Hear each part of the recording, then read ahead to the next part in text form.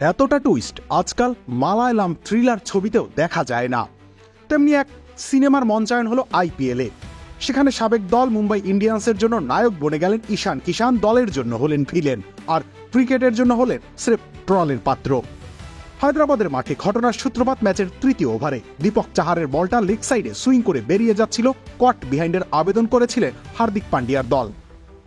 Umpire সেটাকে পাত্তা না দিয়ে ওয়াইড দিলেন, কিন্তু হঠাৎ করেই দৃশ্যপট বদলে গেল। ঈশান কিষান নিজে হাঁটতে শুরু করলেন প্যাভিলিয়নের দিকে। একটা সম্ভাবনা ছিল, তবু মুম্বাইয়ের কেউই জোরালো আপিল করেননি। আম্পায়ার হয়তো হঠাৎ লক্ষ্য করলেন কিষানকে হাঁটতে, আর তখনই তুললেন আঙুল। সিদ্ধান্ত পাল্টে গেল, ওয়াইড থেকে আউট। তোমার কনকাই সিজন 2 কনকা, সবার জন্য আধুনিক প্রযুক্তি। হার্দিক এসে মাথায় হাত বুলিয়ে দিলেন কিষানকে। স্পোর্টসম্যানশিপের জন্য বাহবা, কিন্তু প্রশ্ন থেকেই যায়, এমন আত্মঘাতী সততা কি টি-20 যুগে বুদ্ধিমানের কাজ? আসলে স্পোর্টসম্যানশিপ পরের ঘটনা, আদতে আউটই হননি ঈশান। না, ফিরে গেল পার্ক 10।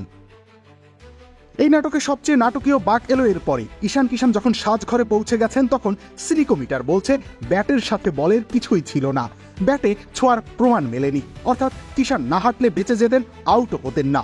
স্কোরবোর্ড বলবে না, স্রেফ নিজের বোকামির জন্য সাজঘরে ফিরতে হয়েছে ঈশান কিষানকে। রবিউল ইসলাম রনি, খেলা ৭১।